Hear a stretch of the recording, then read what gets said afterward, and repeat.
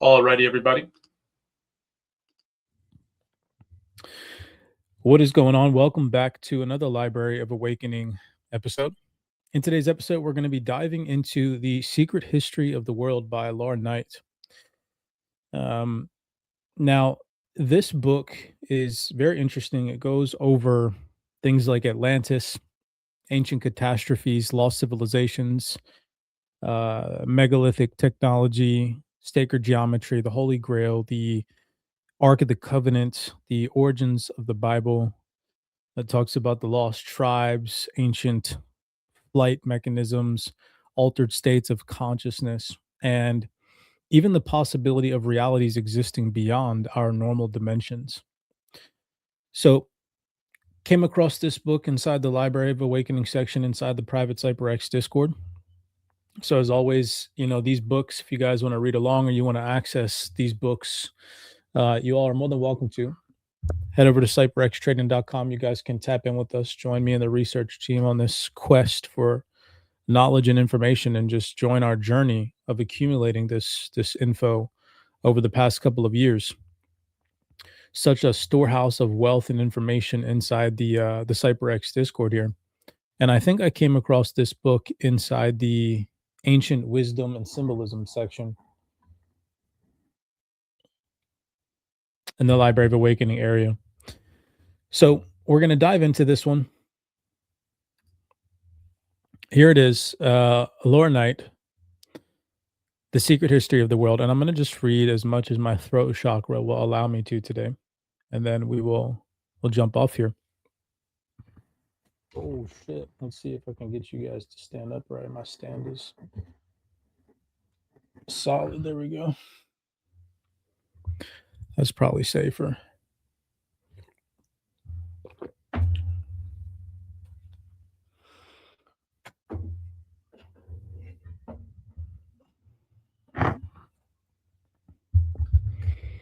I remember as we're reading through these books that we're not here to give opinions on what it is that we read. We're here to just recommend books and read thoroughly through the information that is available in these books. And what you do with that information upon your own research in your own time is, of course, up to you.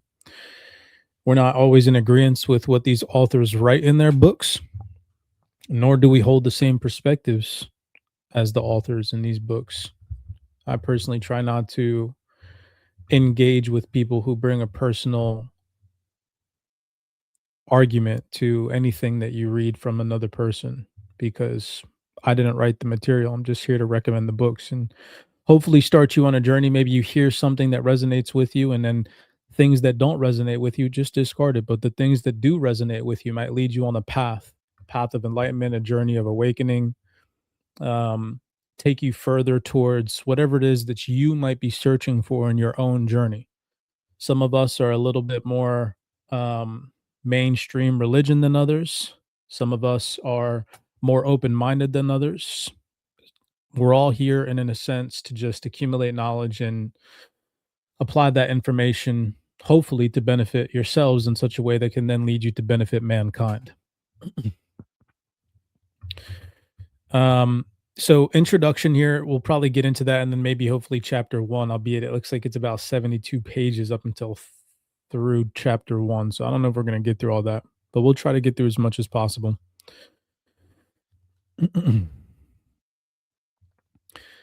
This book of revolutionary importance is essential reading. With the original work, Laura Knight shares with us her prodigious discoveries that put into question history as well as our habitual observations concerning the myth of the Grail.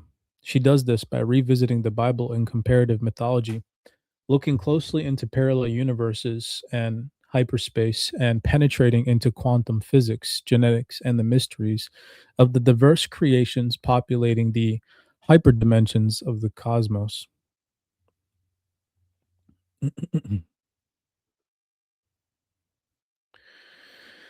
Note to the reader about Cassiopeians.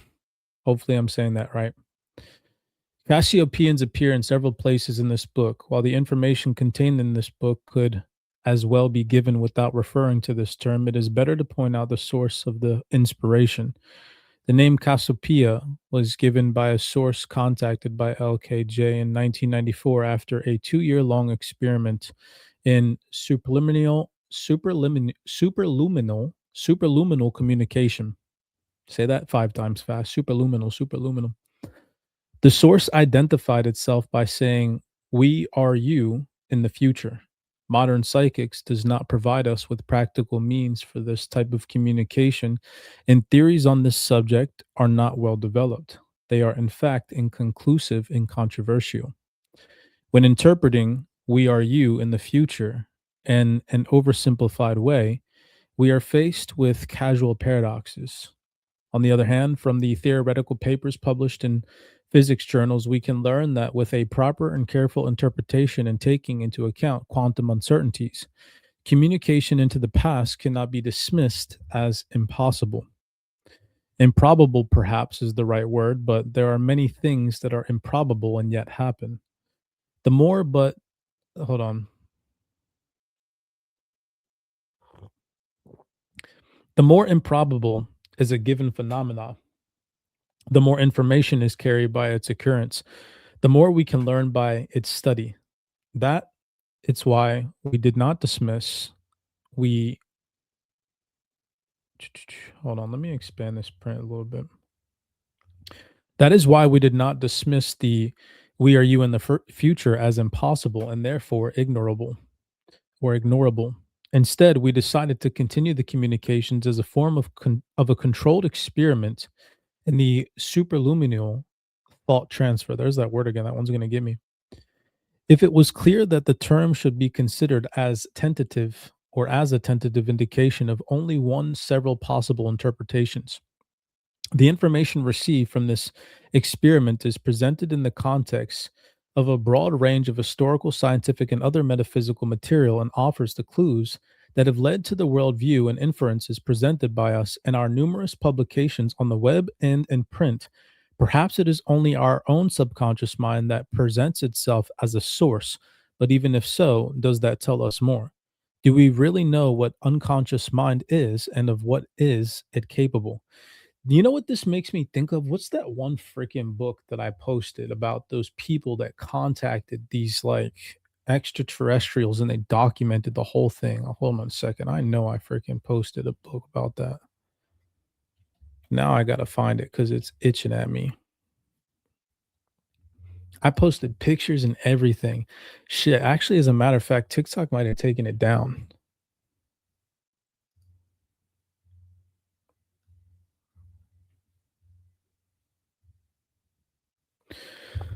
I'm gonna look this up on my TikTok real quick. Give me 2 seconds. I know for a fact I got timestamps for everything. I know I posted a video about that.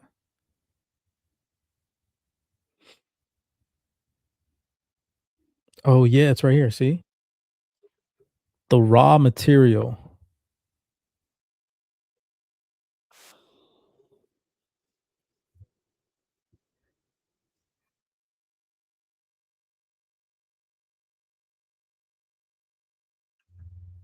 of one, book one, the raw material. Y'all, this book is an absolute must revisit or read for the first time, considering the recent release, the Pentagon's UFO files. The Law of One, book one, the raw material. This book is an exact transcript from the tape recordings of 26 sessions of an experiment designed to communicate with an extraterrestrial. Yesterday, TikTok got some good. Yesterday, TikTok took No, down what my video happened? saying that I had violated community guidelines. So in today's book Hold up, we gotta play that. y'all, this book is an absolute must revisit or efforts changed profoundly in quality and precision. This book is simply a report of the beginning of this latter phase of our work.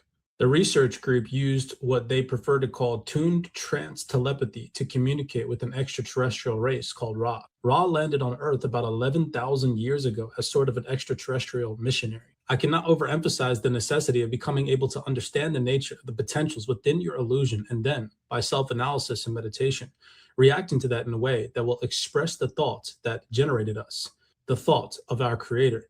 This was done by the teacher whom you know as Jesus. This man recognized his position. He recognized the illusion. He understood the reason for the potentials within the illusion, and his reaction to these potentials and activities within the illusion was a reaction which was expressing the thought of the creator, a thought of love. Keep uppermost in your mind that the illusion that you experience is an illusion, that it is surrounding you for the purpose of teaching you. It can only teach you if you become aware of its teachings. This brings us back to the serious consideration of reincarnation.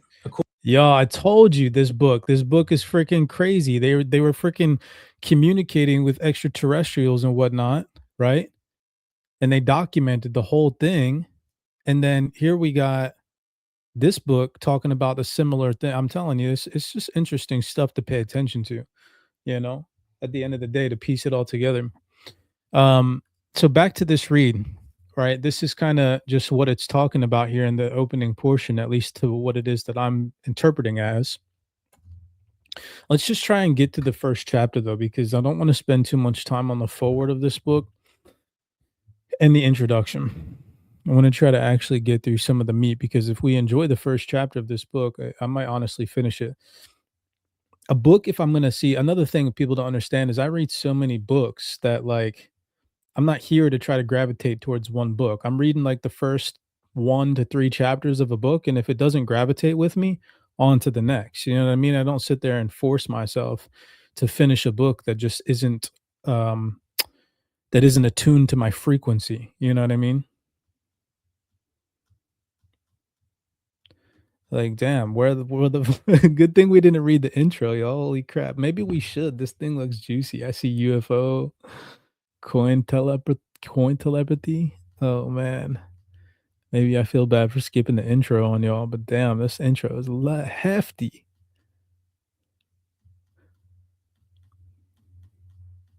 Oh my god, chapter 1, the nature of the quest.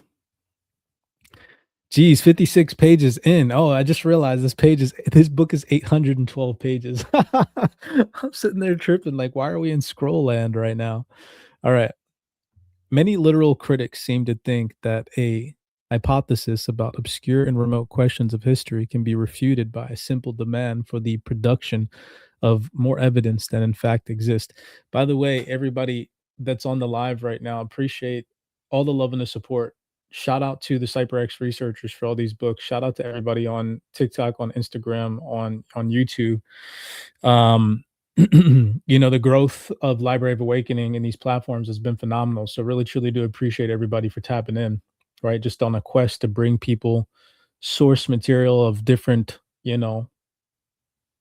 different genres, different freaking perspectives, books that go otherwise unnoticed to the mainstream and to, the normal person, right? Lots of these books have some information that will completely change your reality. So I love that.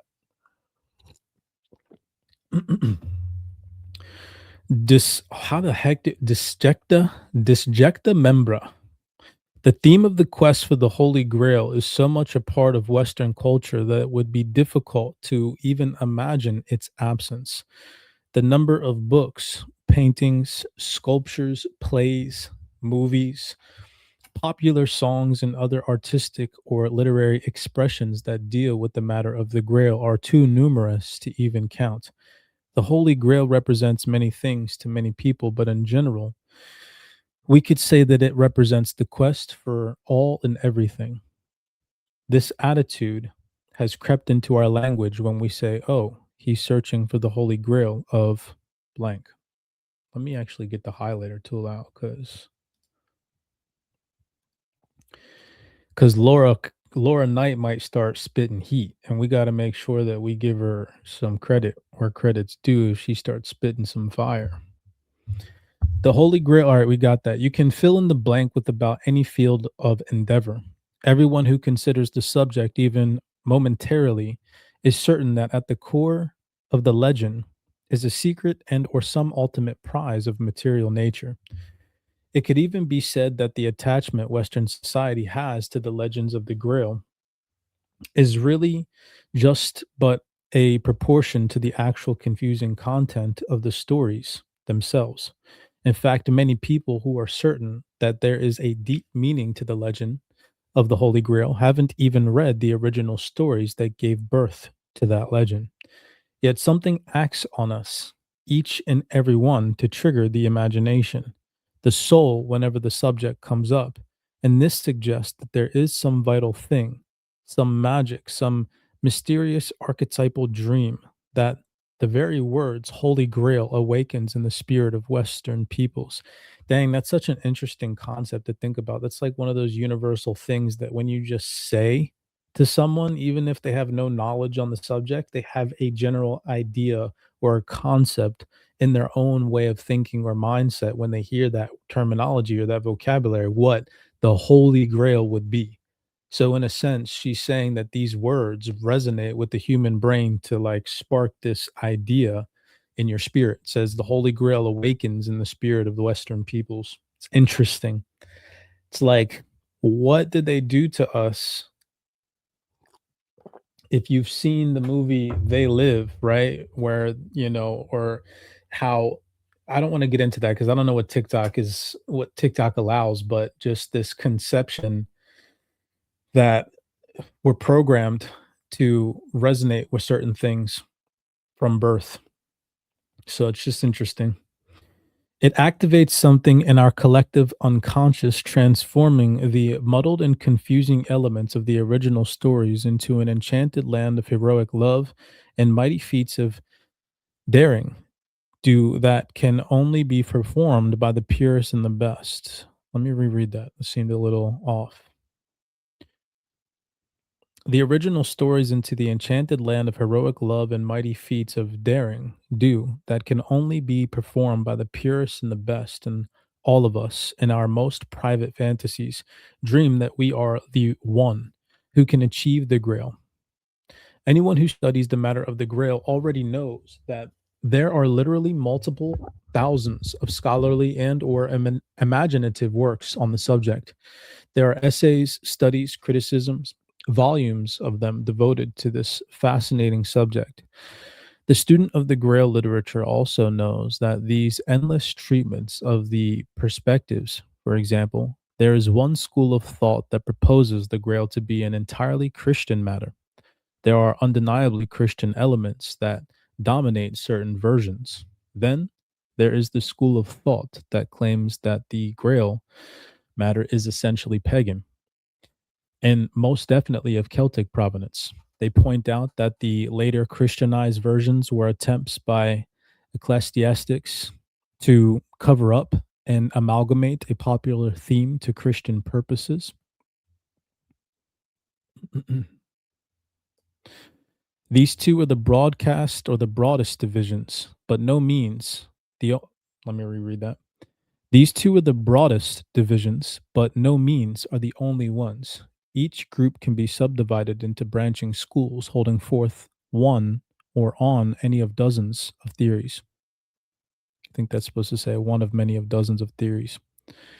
Faced with insurmountable problems when trying to promote their individual arguments, the theory of the Christian origin of the Grail breaks down completely when confronted with the most distressing fact that there is no Christian tradition concerning a Joseph of Arimathea. It seems that Joseph does not exist outside of the Grail stories and must be relegated by Christianity to romantic fantasy.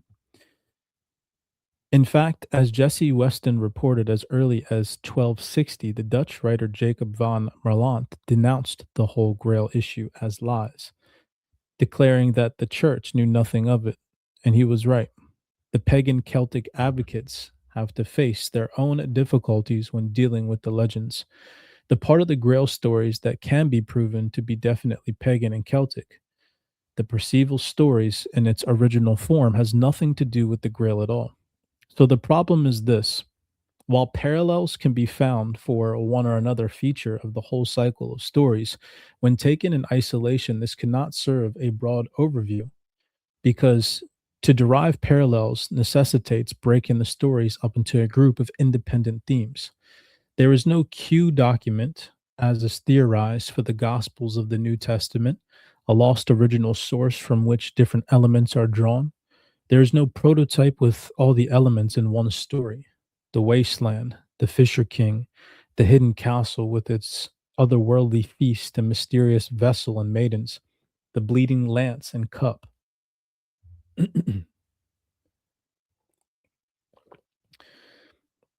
Y'all, everybody on live, shout out to you guys on TikTok. Appreciate the love, appreciate the likes. If you guys want to do me a favor, I don't know if you can share lives, but if you vibe with what we're reading, share that live, smash that like. We appreciate the love and the support. If you're over on YouTube, blessings to you all. In short, for either the pagan, Celtic, or Christian perspective, there is just no original source that has preserved all of the elements together. What this means is that the most logical approach. Oh, the most logical approach. Someone listening to this is going to laugh hard that that word was highlighted. In short, for either the pagan, Celtic, or Christian perspective, there is just no original source that has preserved all of the elements together. What this means is that the most logical approach to take to the subject is to understand at the outset that neither school of thought can ignore the other and that a broader approach is needed. Damn, I love that sentence. Like, if everybody could just fuck with that one sentence, you know how many wars would not happen in the world? Like, you could be right, but you could be right. There's clearly two sides to the story, a whole bunch of information that conflicts with each other. So that must mean that there's probably something deeper than both the stories that you all have to offer. So let's just come together and figure out what that deeper shit is. Duh.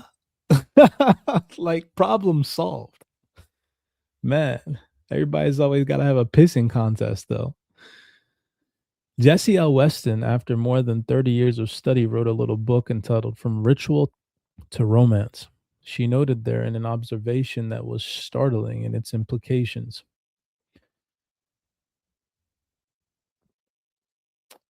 I don't feel like I don't want to read the little small print. Let me repeat those two most important statements. I guess I have to. Some years ago, when fresh from the study of Sir J.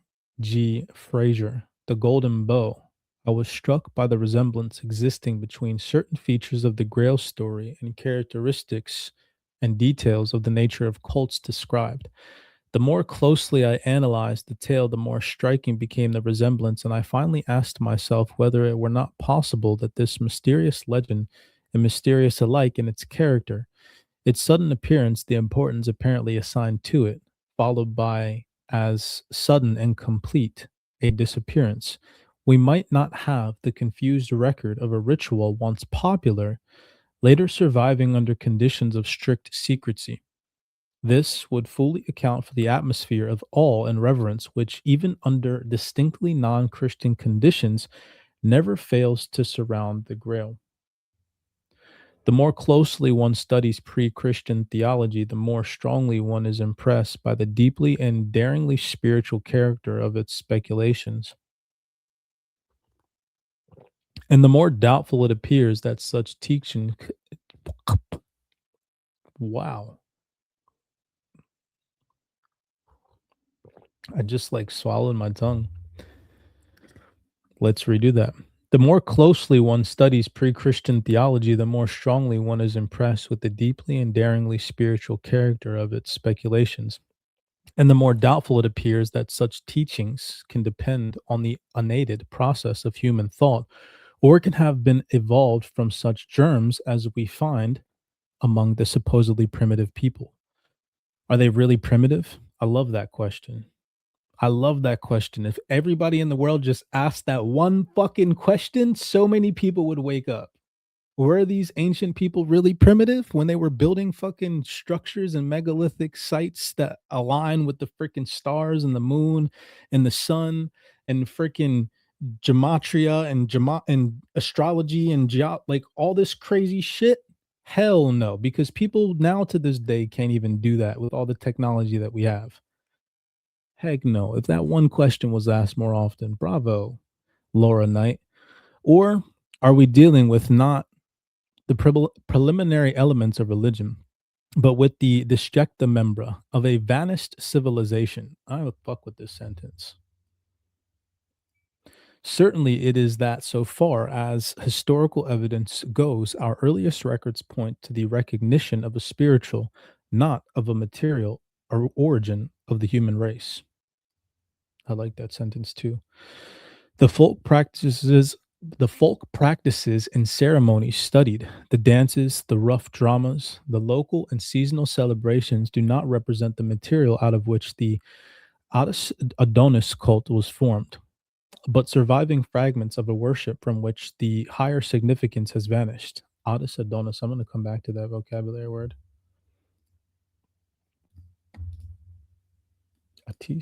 Adonis. My aim has been to prove the essentially archaic character of all the elements composing the Grail story rather than to analyze the story as a connected whole. Let me repeat those two most important statements. The disjecta membra of a vanished civilization, surviving fragments of a worship from which the higher significance has vanished. In short, what Mrs. Weston has proposed is that the Grail stories were a brief emergence into the general consciousness of something so ancient that finding the threads and reweaving the whole cloth of the sacred tapestry might require a perspective of not merely thousands of years, but possibly tens of thousands of years, of antediluvian even. The very thought of something so daring in scope literally took my breath away. However, Dan, she's like looking back deep. I fuck with that sentence too, that whole entire paragraph, matter of fact. However, being naive and something of a fool willing to rush in where angels fear to tread, I made the decision that I was going to search for the pieces to this puzzle, even if it took me the rest of my life. That's fucking commitment right there. Upon considering this idea as a hypothesis, I began to imagine how such an event might manifest. I came across another interesting item that helped me adjust the lens through which I was viewing reality. There is a story found in the history of Herodotus, which is an exact copy of the original tale of Indian origin, except for the fact that in the original it was an animal fable, and in Herodotus's version, all the characters have become human, and every other detail of the stories are identical. Jocelyn Godwin quotes R.E. Meyer, professor of humanities and the translator of Greek classics, saying clearly if characters change species, they may change their names and practically anything else about themselves.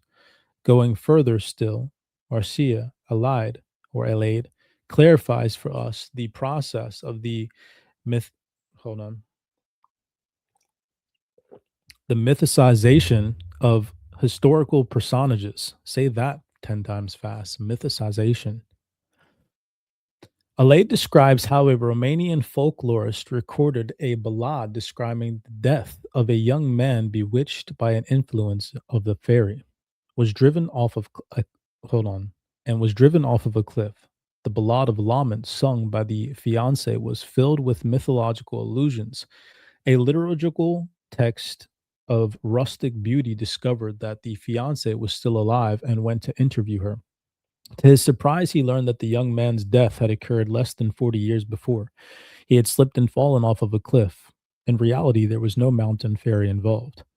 Allied notes that despite the presence of a principal witness, a few years had sufficed to strip the event of all its historical authenticity, to transform it into a legendary tale. Even though the tragedy had happened to one of their contemporaries of the death of a young man, soon to be married had an occult meaning that could only be revealed by its identification with the category of a myth. The myth seemed truer, more pure than the Prozac event, because it made the real story yield a deeper and richer meaning, revealing a tragic destiny. In the same way that the Yugoslavian epic poem celebrating a heroic figure of the 14th century, Marko Kraljevic, abolishes his, okay, let me redo that dude's name. Kraljevic abolishes his historic identity. His life story is reconstructed in accordance with the norms of the myth. His mother is Avala, a brother, and kills him, all in conformity with the classical mythic themes. The historic character of the person celebrated in epic poetry is not in question, Eliade notes, but their historicity does not long resist the corrosive action of mythicization. Mythicization. not mythicization. Mythicization. Mythicization. That is such a hard word to say 5 times fast. Mythicization. You got to really look at that one. Mythicization. You can say that 10 times fast, you're fucking pro, okay? Mythicization. See, I fucked up again. Mythicization. I love words like this that challenge me. You fucker. I'm going to use that on somebody one day. They're going to be like, what did you just say to me? And I'm be like, yeah, dude. Yeah, that's right. I mastered that one. A historic event, despite its importance, doesn't remain in the popular memory intact. Man, she caught me off guard. All right, I'm like off because I'm focusing on her fucking vocabulary now. I don't even know where I'm at in the story anymore, y'all. Oh, I cracked myself up. All right, here it says something about mythicization. So let's continue because maybe she tells us all about this. A historic event, despite an importance, doesn't remain in the popular memory intact. Myth is the last, not the first, stage in the development of a hero. The memory of a real event survives perhaps 3 centuries at best. As the historic figure is assimilated to the mythical model and the event itself is blurred into a category of mythical actions, this reduction of events to categorize and of individuals to archetypes, carried out by the consciousness of the popular strata in Europe almost down to our day, is performed in conformity with the archaic ontology, Alead writes. We have the right to ask ourselves if the importance of archetypes for the consciousness of archaic man and the inability of popular memory to retain anything but archetypes does not reveal to us something more than the resistance to history exhibited by traditional spirituality. This mythicization, I still said it wrong. Mythicization. There's no xi in there. Mythicization of historical personages appears in exactly the same way in all times and cultures. Y'all see how fluid I am reading in this one word's like, fuck no, bro. Your flow is done. Cut, sucker. The mythicization of historical personages appears in exactly the same way in all times and cultures. As it says in the book of Ecclesiastes, there is nothing new under the sun. Historical events are assimilated to the mythical archetype, and things that were never done by the hero are often assigned to him. Events placed in the characteristics of the larger and deeper context are also attached. What this suggests is that mythicization of historical persons takes place in accordance with some exemplary standard. I nailed that sentence with that word, and I didn't even stutter that time. I stuttered on stutter, but I didn't stutter on the word. That's good. That's improvement. That's what I'm talking about. It is not that each and every one of them did the same things. It is that somebody did something, at least one thing, that was heroic, and therefore belonged to the exemplar. By doing so, they were assimilated to the archetype. We are not suggesting that the real heroes or historical characters did not exist or that they did nothing heroic. That is not in question. What seems to be evidence is that their real historical nature, what they really did, cannot resist the corrosive action of mythicization. Therefore, historical facts just simply will not work. And there is something else important to consider here. If a fairy of a fairly ordinary hero and this collection of localized deeds are assimilated to an exemplar, even if we do discover his identity, it means very little. We have only discovered one of many individuals assimilated to the facts in order to discover some magical artifact that is connected to the ancestor's name, even if they have no clue about what the ancestor really did in complete terms. In other cases, the real name is forgotten and the name of the exemplar is attached. This may not seem to be much help in figure out what really did or who really did what, but with care and patience and comparison, we can come to some logical conclusions about the past. Before written historical records based on facts were written down, or before the original written accounts were destroyed, which is another distinct possibility. Another point that is crucial to our investigation is that myths do tend to preserve the ideas of institutions, customs, and landscapes, even if we cannot rely on them for what we would call personal historical truth. And finally, what we perceive from studying myths, legends, sages, and epics is the evident fact that they are not creative inventions of whole cloth. There is a model There is a reduction of events to categories and individuals to archetypes, and this model is in conformity with archaic ontology.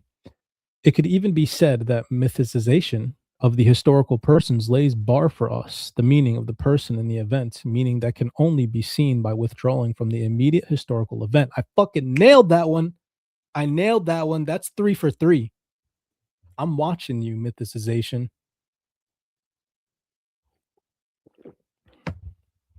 If you've heard me nail that word 3 times and you've tried to say it now that I've said it, probably made you laugh because I stumbled on it.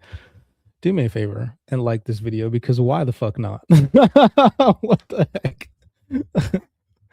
Oh, what is the true nature of the exemplar? This is going to be the very important question to remember as we go along. It will assist not only in understanding how stories from various sources can be both true and not true at the same time. It is also going to be a major clue in our investigation of certain very important matters that will come into play as being pivotal in the Grail quest. I like how she finally full circled this because damn, that was a bit of a rabbit hole she went on to like get to this point. Is there a level of reality at which the exemplar exists and which impresses itself upon humanity in broad psychology terms? In other words, does the mythical archetype refer to a theological reality, a hyperdimensional realm from which our own is projected like a movie, in which we live and move and have our being like a game piece in a board? I don't know if you could read. You can't be reading books like this when you're on like a fucking edible and you smoked a joint. Like you can't be. It like opens the brain a little bit too much for thought. As we study in the Grail stories in comparison to other myths and legends, we notice the ubiquity of the universal theme of a golden age. I like the way that that word hits, ubiquity, which was destroyed in some terrible way. A deluge, a fall from grace, a punishment. We suspect that Geoffrey of Monmouth, interwove this tradition cleverly with the story of King Arthur. In most cases, the story talks about the world before giants, the gods, and their doings, in terms that seem to be utterly fantastic. The usual explanation ascribes such stories to any number of theories, based on the fearful and ignorant state of the howling savages of the Stone Age, who imaginatively created myths to explain the inexplicable forces of nature around them. Many alternative researchers and theorists have already expounded at great length on the idea that many myths represent an archaic reality. Among the ideas they have proposed are those that follow the pattern that there was a time in human history when the planets interacted violently, and these became the foundational myths of the wars of the gods. In such scenarios, the thunderbolts of Jove are such stories, or the exchanges of electrical potentials between planets. Hold on, let me reread that. I lost myself. In such scenarios, the thunderbolts of Jove are such stories in the exchanges of electrical potentials between planets. Others have proposed that advanced technology, such stories as, hold on, what the heck? Why is this tripping me out? In such scenarios, the thunderbolts of Jove are the exchanges of electrical potentials between planets. Others have proposed that such stories represent the interactions of aliens or alien human hybrids with advanced technology. Okay, that's why, because I was skipping that freaking line.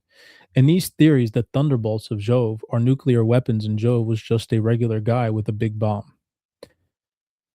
After consideration, our literal story about the mythicization of history and the historization of a myth, we have some idea that both of these approaches could be true. In the case of the Grail stories, we are dealing with the same problem many times over. However, in the Grail stories, there are repeated references to the same symbols or objects of cultic value. These mysteries, or these mysterious, objects, form a central theme of the auction of the story of the quest. And it seems that a true understanding of these objects is essential to the hero himself, as it is to the modern day seeker of mysteries. The object are a cup or a dish, or the objects, are a cup or a dish, a lance or a sword, and a stone. If we begin to search through myth and legend, finding one of them here, another here, and then reassemble these elements, we come to a certain idea that they are all part of an ensemble. But what does this ensemble of elements really represent? When we consider these elements carefully and study them, we come to the idea that an ancient scientific knowledge might be what is being portrayed in these stories.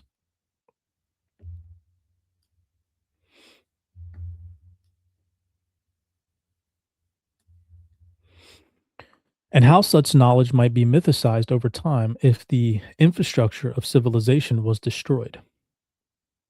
I like the way she's putting all of this. Because remember, she originally had asked the question a couple of pages ago on, she said, were the primitive beings really primitive, right? Were the Neanderthals, right? Were the people that we were led to believe in school, that we evolved from monkeys, right? Or whatever, really primitive. Because when you look at the dates that they teach us in school, and you look at the dates of these ancient megalithic structures, you come to realize and you put two and two together that thousands of years ago, when these ancient structures were erected, we couldn't even to this day, I mean, we could, but you have to think of the size and the reality of the project. For example, to rebuild the pyramids, it would not only take years and the biggest cranes known to man to lift stone blocks of that size to that height, but the financial bearing it would have on the global economy would be insane. A project like that, a project where would require manpower, machine power, infrastructure planning, regulatory approvals, right? All these things in our modern society, it would be a global, a literal global task to rebuild the pyramids today. You would need architect, you would literally need, there would be a company out there that would hire architects from all over the fucking world. Think about the linguists, the freaking interpreters that would need to be hired, the food for the people that are working. It would be such a freaking huge, massive project. And so you have to think, if it would be that big of a project for us to this day, right? Then that must mean that thousands of years ago, it was either the same scale or size project, or there was some advanced civilization who literally could just like fucking snap their fingers and make these rocks fall into place, and it was no sweat for them. There's only one or two options. It was either really crazily advancedly difficult for this old civilization to do it, and they still did it. We could probably do it today, but you have to think of this, like, we are freaking relatively advanced, right? To an extent, we could do it, but look at the manpower that it would take. Look at the resources it would require. So they must have had all the same resources that we had back in the day, thousands of years ago today, right? Or they had something better. Because if we tried to redo it with ropes and pulleys and fucking bronze chisels, oh my God, it would be insane. It would take,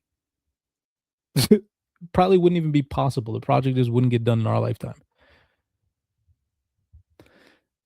So it's very interesting to ponder on. Naturally, the story Lord of the Flies immediately comes to mind as one example, but there are certainly many other situations where this process can be examined. In any event, the more we examine this matter and the more examples we study, the more we realize that Mrs. Weston was definitely onto something. Let us consider the Grail Hollows, appearing repeatedly in the myth and legend as elements of an ancient technology. Let us observe how these objects were utilized and the magical powers that were attributed to them. Let us note that all of these abilities were the attributes of a mastery of space time manipulation, keeping in mind that the myths do tend to preserve the ideas of institutions, customs, and landscapes. If this is so, the ancient legends are a stunning view of the universe as well as descriptions of very exciting technology.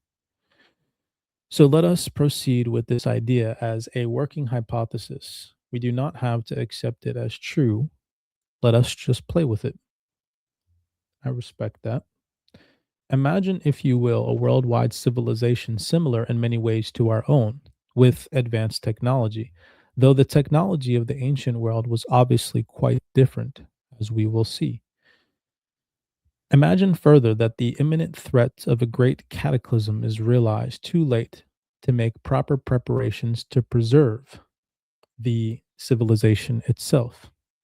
Or perhaps the calamity is so devastating that it cannot be preserved. Imagine that the infrastructure of the civilization is completely destroyed. Imagine that over the entire globe, out of say 6 billion people, that number would now need to be raised to 8.2 billion or something along those lines. But imagine all of those people were destroyed, and only 10 million out of those 8.2 billion people survived. So terrible is the cataclysm. Furthermore, the survivors themselves are so widely scattered, and all means of travel and communication have also been destroyed, so that any idea of them getting together to re implement the infrastructure that formerly existed is merely impossible. What is more, many of those who survived are not even technically capable of doing so. But in 4 or 5 locations, a small handful of people with higher educations did survive. However, the unfortunate thing is their education is so specialized that they are able to re implement only limited and selected elements of the former civilization. And so they do the best they can. They become the lords of the flies, so to speak, and they seek to find a way to recreate what was lost, to seek out the additional knowledge, to rebuild the world from the ashes. Holy shit, that was deep, Laura Knight. Having only uneducated and technically deficient people, my throat chakra is starting to tab out, yo. How long are we at right now? Let's see. Holy shit, we've been reading for an hour, gang. Smash that freaking like button if you guys are still on the call. I vibe with you all.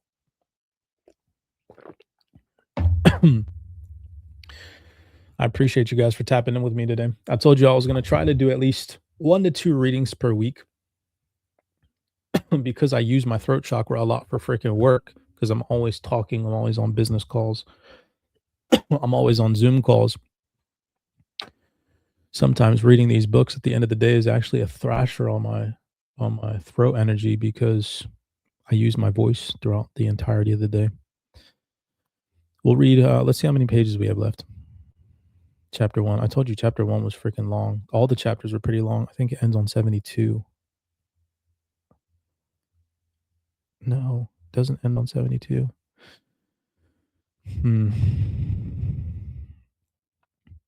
All right, alchemy and the enclave and the all right, we're going to try to stop there. Where was that highlighted? Okay. All right, we're going to stop at the next subchapter. So we're going to come down to here. Alchemy and the enclave, and we'll stop there. So that gives us about three more pages. And then we'll wrap it up. All right.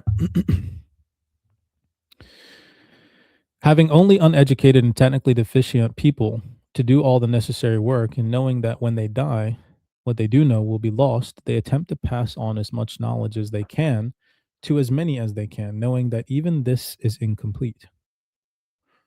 Or conversely, they create an elite power structure where the knowledge is only dispensed to a very few in order to keep the reins of power in their own hands and in the hands of the descendants or their descendants. In such a situation, what knowledge would be considered the most valuable to pass on? What would be foremost in the mind of such a person? Well, the progenitor of a power hungry elite would certainly pass on knowledge that would perpetuate the control of others. But an individual who wishes to help humanity as a whole might be thinking that a better world may come if they only pass on what they know and leave it up to those who come after to add the missing pieces. Would not this knowledge be important things about the civilization itself, its infrastructure, its modes of communication, of travel, of laws, of ethics, its high science, and most of all, the terrible information that was revealed at the very last, just before everything was blasted back to stone?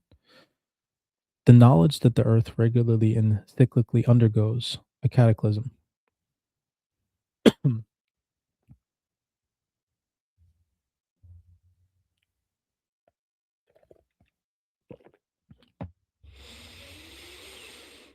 Imagine the sighting of an oncoming disaster.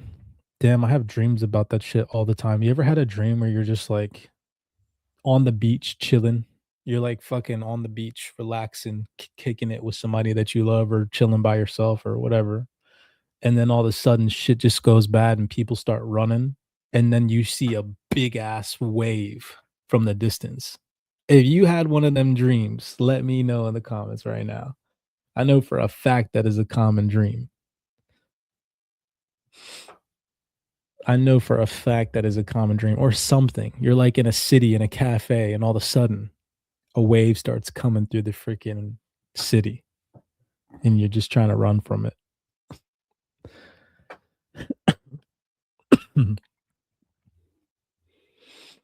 Imagine the sighting of an oncoming disaster, such as a barrage of comets in our own civilization. The first thing our scientists would do would be to make measurements and observations, study the path and trajectory, and soon they would announce on television to the world that we are about to go through a dangerous period that apparently is part of a long period of commentary. They would announce their numbers to the world, and everyone would know, just a short time before the destruction, that what they are facing has been here before, and that knowledge revealed too late would be the one thing that the survivors of such destruction would want to pass on to their children. And so, in such an environment, under such conditions, myths would be born, consisting of memories of the world before and all its glorious technology, how it ended, and that disaster will come again. Imagine, if you will, a group of survivors. They emerge from their place of safety to find the world that they knew is not just damaged, but that the violent convulsions of the planet have evolved over, ground up, and washed away most of what formerly existed. The factories, the power plants, the cities, the superhighways, the railway lines, the airports, and the airplanes, the great ships and the concrete that has been ground into gravel. With what skills they have, lacking community and trying to survive in the best way they can. As time goes by, our little community of survivors is doing well. They have grown old and now they sit around the fires with a new generation of little ones gathered around to hear stories of what did you do when you were young, Grandpa? And the grandfather sigh with longing for the ease and comfort and marvels of all that was lost and answers. We went out to dinner at fine restaurants and watched movies. What is a movie, Grandpa? Well, it is a big place where everybody used to go to see famous movie stars having wonderful adventures. Everybody would sit in a row of seats, and the movie would appear on a big white wall in front of us. What appeared on the wall, Grandpa? The images of the movie stars. What is a movie star, Grandpa? A movie star is a famous person who pretends to be someone else in order to tell a story. What is an image, Grandpa? It is a sort of a projection, the real movie star who is not actually there. They live somewhere else, and when they are not acting in movies, they have ordinary lives. How does it happen that the image of the movie star can be seen where they are not really there? Well, that's technology. It has to do with a light that is shown through a long piece of transparent stuff that runs around a wheel. What runs the wheel, Grandpa? Mind you, again, this is the conversation between the grandpa and the little boy of the new civilization after it just got destroyed. What runs the wheel, Grandpa? Electricity. What is electricity, Grandpa? It's a great force that is in the air. Electricity is what you see when you see lightning. When we were little, we used electricity to make everything work. It was the power that made our lights come on. It was what we used to cook our food with. We used electricity to run stereos and radios and televisions. Grandpa, what is a television? It is a sort of a box, and the images of the same movie stars that you see in a theater can be seen right in your own house. How do the images get into the television, Grandpa? They come through the air. Yo, now, like, when you're actually, like, explaining this from a perspective of somebody who has no idea what the fuck you're talking about, this is actually kinda trippy. I'm, like, putting myself in the little boy's shoes right now, and it's actually tripping me out when you think about it from a perspective of not knowing, right? There were satellites floating high in the air around the world that sent these images into the television. The same satellites also helped us to be able to talk to anybody anywhere around the world on the telephone. What is a telephone, Grandpa? We will leave this most interesting question and answer the process and jump now to a time where grandpa has gone to his reward and the grandchild has grown up and has children. He is telling his own children about the stars in the sky that send messages into boxes and make it possible for anyone to talk to anyone else anywhere in the world. He also is telling his grandchildren about the great movie stars in Hollywood who could appear on a blank wall in a big theater after a big banquet with the gods, or under special circumstances if the gods choose to speak from the heavens in a special box in a person's very own home. Skip another generation, and we have the community falling upon hard times. They remember the stories of the world before, and it seems that they need help. Perhaps if they build a replica of the box like object that was so important a part of the time of plenty, they will be able to communicate with the gods in Hollywood, who will then bring the famine or plague to an end. So they build a box and set it on an altar. They begin to call upon the different names they remember from the grandfather's stories. Oh, great mother Elizabeth Taylor. Oh, fucking hell. Could you imagine? It totally would be like that. Imagine if like a freaking somebody that like those people that like idolize freaking movie stars and stuff. Imagine if one of them were the ones that survived. They'd make everybody believe like, oh man, holy crap, this is deep. Naturally, because their grandfather was a scientist and passed scientific and superior knowledge to them, they feel that they are in a position to instruct those ignorant rubes that are invoking Liz Taylor and Clark Gable. No, instruct those ignorant rubes that are invoking, oh, hold on. No, indeed, it must be done this way. You have to form a circle around the television and say the right words, the magical formulas. And so the combined tribes begin to dance around the cube of space, chanting E equals MC squared, E equals MC squared. We appeal to the great God of Einstein, speak to us. And if they do it long enough, they will induce the production of certain brain chemicals, which will lead to the states of ecstasy. And there you have it, the proof of chemicals and proof that it works. And so we have our legends of great occult science in the making. I'm sure that the reader can take these short vignettes even further and see how the memory of a golden age was passed down and how myths, if they were properly examined and analyzed, could be the key to finding the threads of an ancient technology, the disjecta membra of a lost civilization. However, that is not to say that there were not some groups who did actually manage to recreate some of the technology. It seems evident that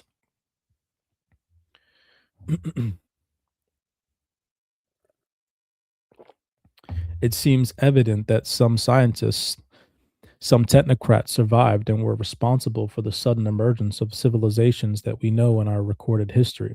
It is also equally likely that human civilizations and nature being what it is, that the very progenitors of the civilization become the elite. And as so often happens when the elite take advantage of the masses, revolutions come about destroying the very wellspring of that knowledge. Also, as noted, there were probably others who sought to preserve the knowledge encoded for the future when only a revival of technology would make any of it comprehensible. This brings us to another line of thought. In 1984, the Office of Nuclear Waste Isolation and a group of the other institutions commissioned Thomas A. Seabuck to elaborate answers to a question posed by U.S. Nuclear Regulatory Commission. The American government had chosen several desert areas in the U.S. for the burial of nuclear waste. The idea was it was easy to protect it from intrusions at the present time, but since they were dealing with deadly elements and had, they were dealing with deadly elements which had half lives of 10,000 years or more, intrusions into such areas. How would you protect people in the future from destroying humanity by dangerous empires and civilizations?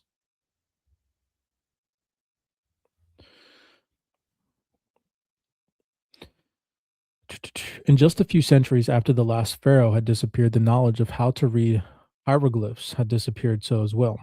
So it is conceivable that mankind could be reduced to a dark age existence that came into being following the decline of the golden age of Greece and the fall of Rome of the Roman Empire.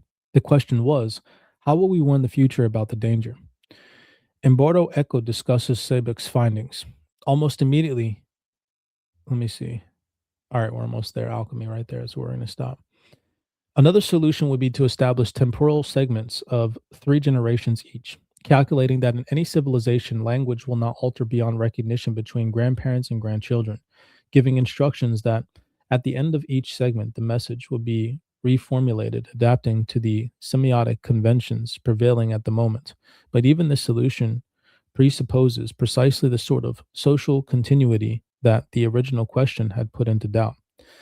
Another solution was to fill up the entire zone with messages in all known languages and semiotic systems, reasoning that it was statistically probable that at least one of these messages would be comprehensible to the future visitors, even if only part of one of the messages was decipherable. It would still act as a sort of Rosetta Stone, allowing the visitors to translate all the rest. Yet, even this solution presupposed a form of cultural continuity, however weak it would be. The only remaining solution was to institute a sort of priesthood of nuclear scientists and anthropologists, linguists, and psychologists supposed to perpetuate itself by co opting the new members. This caste would keep alive the knowledge of the danger, creating myths and legends about it, even though in the passage of time these priests would probably lose a precise notion of the peril that they were committed to protect humanity from. There would they would still survive, or there would still survive, even in a future state of barbarism, obscure but awful, man, what? Efficacious. Efficacious taboos. It is curious to see that having been presented with a choice of various types of universal language, we or the choice finally fell on a narrative solution, thus proposing what really did happen a millennia ago. By emphasis, Egyptian has disappeared, as well as any other perfect and holy primordial language, and what remains of all this is only myths, tales without a code, or whose code has long been lost. Yet they are still capable of keeping us in a state of vigil in our desperate effort at decipherment. It is extraordinarily significant to meet the echo and how it has suggested so clearly that there is an idea that our ancient ancestors may have been faced with the knowledge of a very great peril to mankind and brainstorm for a solution as to how to transmit this information to future generations. And it is with this idea that we come back to the myths or the information to future generations. And it is with this idea that we come back to the myths that form the foundation for said religions and form a working hypothesis that such stories are the narrative provided by our ancestors of a nuclear waste isolation. And there we find the problem. We cannot just read and answer. We have to deeply analyze the stories. We have to discover the various versions and their inversion, and by tracking the roots of words, discover their relations. In such a way, we just might be able to rediscover what our ancestors once knew and what they have so desperately tried to tell us. I like it. We'll wrap up there. Blessings to you guys and gals for tapping into this afternoon read. This was The Secret History of the World by Laura Knight. I'll probably end up reading a couple more chapters in this book and peek through it. I definitely had a good time reading this one with you all today. We laughed a couple of times. What was the word that got me? Mythicization. That word got me. That was my bad word today. I always have one word that gets me every read, and I get fixated on it because it's like a new word that I've never freaking said before. I like that, mythicization.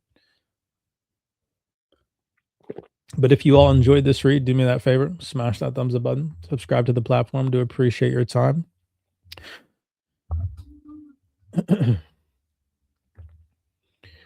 I'm going to hop off here on YouTube. I'll stay on TikTok for just a little bit. If you're on YouTube, as always, be cognizant, be aware out there, and I'll see you all in the next read later on this week. Everybody take it easy.